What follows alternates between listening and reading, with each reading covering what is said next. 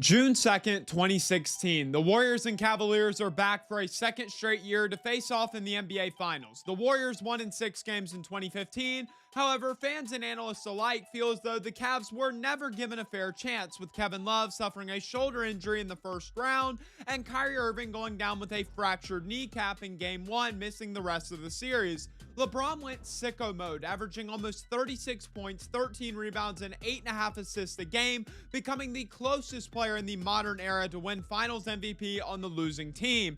2016 was supposed to be his get back, but let's just say the Warriors weren't making it easy, holding the new regular season record at 73-9, starting the year 24-0, and before the Western Conference Finals, they had cruised through the playoffs. Stephen Curry was the back-to-back reigning MVP and became the first player to win it unanimously. Let's not crap on the Cavs though, as Cleveland went 57-25, and this was through a coaching change in the regular season, as after a disappointing start, David Blatt was fired and assistant Tyronn Lue was promoted. The big three of LeBron, Kyrie, and Kevin Love was doing exactly what everybody expected them to do. They swept the 8-seeded Pistons, swept the Hawks, and took the We the North Raptors down in 6. This was their time for revenge, but it would start at Oracle Arena, just like last year. However, unlike last year, this game wasn't particularly close. The Warriors took care of business, winning 89-104, and down the stretch of the game, they just controlled everything. The Splash Bros didn't score well, but a 16-point double-double from Draymond and 20 points and an 80% field goal percentage out of Sean Livingston off the bench, plus a poor 7 of 22 day from Kyrie Irving,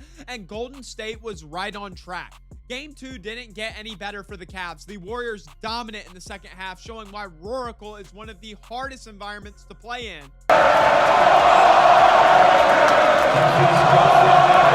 Draymond Green was making his early case for Finals MVP, 28 points including 5 threes. LeBron just 19 points and 7 turnovers. This was unacceptable. The King was in prime position of losing his crown. If he lost this series, his finals record would be a measly 2-4. Game 3 was critical. Cavs go down 3-0 while you could go ahead and get the brooms out, and Golden State would officially emerge as the NBA's newest dynasty. Cleveland jumped out to a 33-17 lead in the first quarter, followed by an 8-point lead into halftime, but a 69-47 difference in the second half, and the Cavs won 120-90 on their home floor. LeBron had his best game of the series so far with 32 points, Kyrie with 30, no Kevin Love, a huge win to get the series to 2-1. Game 4 was actually pretty back and forth. Stephen Curry had his best game of the series, 38 points. He showed why he was the MVP, 7 threes. And overall, down the stretch of this game, the Cavs made some key mistakes. The Warriors made them pay 108-97, handing Cleveland their first home postseason loss all year long. And the Warriors were officially 1 game away from another NBA championship. Draymond Green got suspended for Game 5 because let's just say he was trying to cup a feel of the King's crown jewels. No problem. The Warriors had all the momentum. They were back in Oakland. Surely they could win. Plus, even if they didn't, no team has ever come back from down 3-1. We could go ahead and get the shirts printed.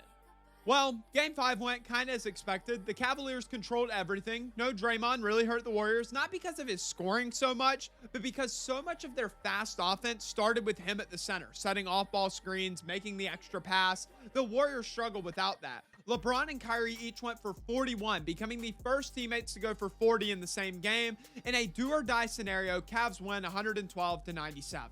Headed back to Cleveland, the Warriors trying to create deja vu. This is where they won the finals in 2015 at Quicken Loans Arena, but Cleveland was going to make sure that didn't happen. An embarrassing start for the Warriors. Just 11 points for one of the best offenses of all time. Shout out to Tyronn Lue's defensive setups. He had the Warriors in absolute purgatory. The Cavs had this game won pretty much after the first quarter. Even when the Warriors went on runs, that start to the game was completely unacceptable. I know I've harped on it a lot, but LeBron was not going away. 41 in back-to-back games. Harrison Barnes, Andre Iguodala, Draymond, nobody had an answer for him. Tristan Thompson, 16 rebounds. Want to talk about a glue guy? Stephen Curry also got ejected in Game 6 due to being upset about his 6th foul. He chunked his mouthpiece into the stands, hitting a minority owner of the Cavs. He's lucky he didn't miss Game 7, but the league was never going to do that. They had a perfect storyline on their hands. The Warriors trying to make sure they etch their name in league history, becoming the greatest team ever, and the Cavs trying to come back from a 3-1 deficit, only team to ever do that. And for the first time after Game 6, you actually had people who believe, man, LeBron, Kyrie, the Cavs, they could really do this. They're clicking at the right time. Back in Oracle for Game 7, first Game 7 in the NBA Finals since 2013, and I remember this game so well. It's one of those moments as a sports fan, you know exactly where you were. Like for me, I was 10 years old at my grandparents', everyone in the room glued to the TV the entire game.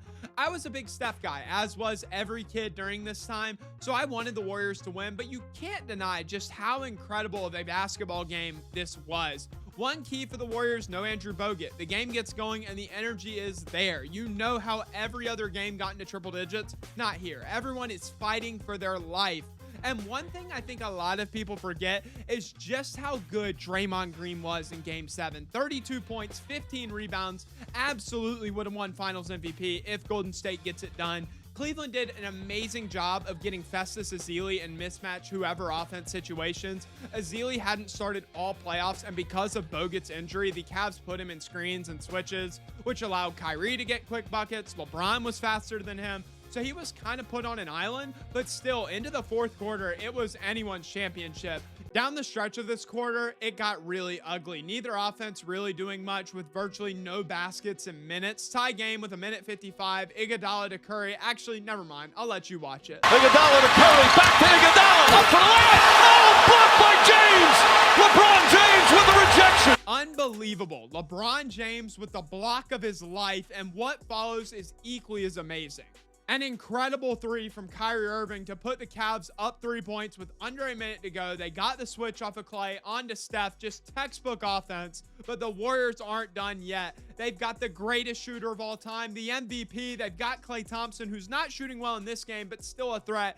Draymond, 6 of 8 from 3. Curry missed a 3 with 30 seconds left, and then LeBron gets fouled pretty hard on this dunk attempt. They go up 4 with just 10 seconds to go. Steph missed another 3 here as the clock ran down, and that was it. 93-89. The Cleveland Cavaliers, for the first time in franchise history, had won an NBA title. LeBron James gets a ring for his hometown team, as he so lovingly said in his interview, Cleveland, this is for you. The Cavs came back from the unthinkable. What a choke from the Warriors. Just 17 points from Stephen Curry in the elimination game. LeBron, a triple-double. He would be named Finals MVP. A few wanted Kyrie to win it because of the shot, but hard to argue the Kings' presence in this series. What came after this? Well, the Warriors signed Kevin Durant. If the Warriors win in 2016, I have no doubt that Durant doesn't go to Golden State. He either stays in Oklahoma City or maybe Boston or Miami, but he felt like he was the key to the already pretty wide open door. The Cavs got the ring. Guys like Matthew Dellavedova gets paid in Milwaukee. This kind of starts Kyrie's mind to start looking at becoming his own guy, but still, this team was so special. This finals was so special. I love this series. I didn't want the Cavs to win, but you have to respect great basketball. So whether you see it as the greatest comeback of all time or the greatest collapse of all time by a super team,